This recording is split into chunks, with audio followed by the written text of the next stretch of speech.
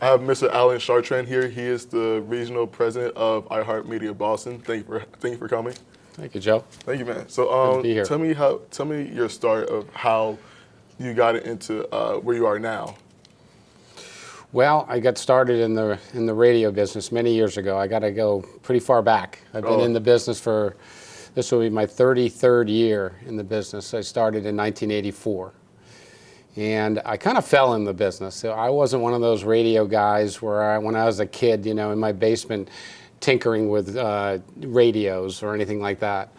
I went to college at the University of New Hampshire in the business school, the Whittemore School of Business. And when I got out, my goal was to get into a large company in the sales arena. And I interviewed with Nestle's, it was Carnation at the time, Carnation. It was eventually taken over by Nestle's. But I went into the food business, and all in the Boston area. I'm from New Hampshire. I still live in New Hampshire, but moved to Acton, Massachusetts, and spent 2.5 years in the food business, calling on grocery stores, selling food products and so forth. Right. I had an older brother who was 9 years older than me, and he was in the radio business. He was a station manager of an AM/FM combo in Lowell, Massachusetts, called WSSH, WISH, and WLLH, which was the AM. And he saw my development in sales in the food business, and I wanted to go work for a big company to learn proper training, the processes of handling accounts, and get with a company that had a good onboarding system to train me from the basics of sales. Right. And he saw that development, and he'd been trying to get me to come into the radio business. Yeah. And I was a little apprehensive of that to make that move, so I said no to him a couple of times. But after I gained the confidence that I had after a couple of years in that business and having the proper training, I finally succumbed. And I remember the night he took me to a concert in a limousine. Uh-oh, what concert was that? And I forget the concert it was, but he looked at me and says, "This is your life in the radio business, man," And it wasn't true, but he used that to sell me. Yeah. And I made the leap. And a lot of people are apprehensive about coming into the radio business for that reason, that it's commission sales, and you either sink or swim. And when I got into the business, after he, got me to come on, I had immediate success. I called on where I lived up in New Hampshire, southern New Hampshire, for WSSH, which was a very powerful radio station up there. And sales is all about, being disciplined and making the calls and making friends and building trust. And, with my first year in radio sales, I had tripled my income from where I was in the food business. Wow. So obviously I was like, oh, I'm liking this. Yeah. And it was one of these things where the more you sell, the more you make. And it just motivated me, and I worked long hours, and I became a student of the game. And within 1 year, they saw that I had the training, and at that time, there was really no systems. Yeah. There was no, putting my pending together and my projections for the year, and I did it all long form. We didn't have computers back then. We didn't have cell phones back then. Yeah. When I had to make a phone call, I had to pull over and find a phone booth to make a phone call.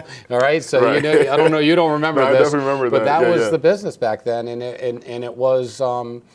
It was just my ability and to make friends and to build trust. You got to build trust in any sort of sales Definitely. environment that you're in. And within 3 years, I was a salesperson, retail sales manager, and a general sales manager.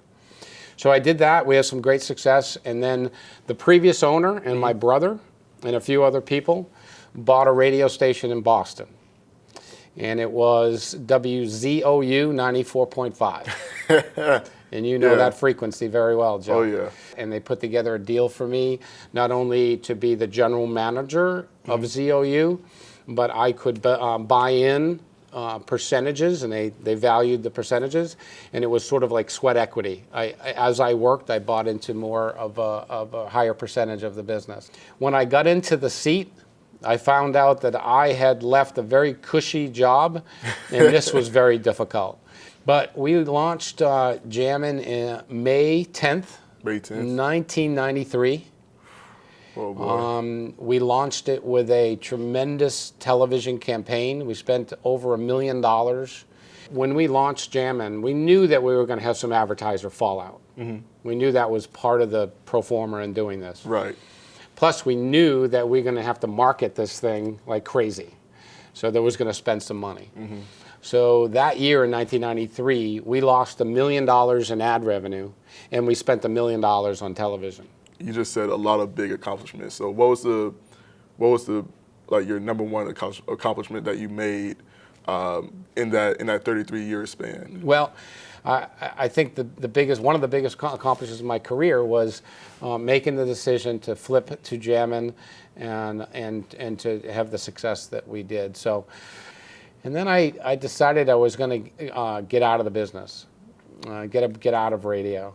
So how long did you get out of radio until you realized? Well, everybody always had told me that there is life after radio, that there's other things that you can do with what you've learned and what you've done for success. And I decided to start my own business and went into the marketing and cause-related marketing business. We developed a company called Simply Good Marketing. Yep. And that was tough. I mean, it was like 2007, 8, 9, somewhere in there. There was a deep recession going on in the economy. And here I am starting a business in a recession. Almost that was where the really everything hit the fan. Yeah. With the collapse of all the economics that were going on, and so that really didn't last long. It didn't last long. It was about 2.5 years of me putting a lot of money into the business. I went 1.5 years without taking a paycheck from anybody, and at the same time I had 2 kids in college. And one, my third boy, I have 3 boys, was ready to go to college, and I'm like, okay, well, I'm hemorrhaging right now. Yeah. And there's more money going out than any money coming in. Right. And but I stuck with it, and we had a few clients, but radio came calling. Right. So what year did you join? Did you come back? Yeah, come back to iHeartMedia. At the time, it was still Clear Channel. Yep. Yeah, that was 2010. So I had kind of a dual role coming back. I was the station manager of that talk station, and then I handled national sales for Clear Channel. I had proved myself there. There was a new manager who brought me back, and also another manager who have known me for years, and things move. That manager that brought me in, he got promoted. The other woman got promoted, and then I got promoted. And I was now the director of sales for the cluster, still Clear Channel. Yep. And I think it was at that point, pretty close to that point is when we changed the name to iHeart. Awesome. I really liked some of the things that Clear Channel was doing and advancing in, especially the digital side of the business. So you've done pretty much a lot then. Yeah. That's crazy. Well, is there like a last piece of advice that you want to give to the people out there? It's all about determination, working hard, as you know, being a student of the game, learning, being willing to change. I went through a lot of changes in my career. I went through setbacks, and you've got to dig your way back to get to those positions, so you can't give up. As long as you stick to it. When I left Jammin' the first time, they really kind of didn't want me around anymore, Jammin' and Kiss. But ironically, I come back 10 years, and now I'm in the position of those people that wanted me not there anymore. Awesome. Well, thank you. That's all the time we have today. Okay. Thank you, Al, for coming through. I appreciate it. Thank you, Joe. Thank Pleasure you. to be here.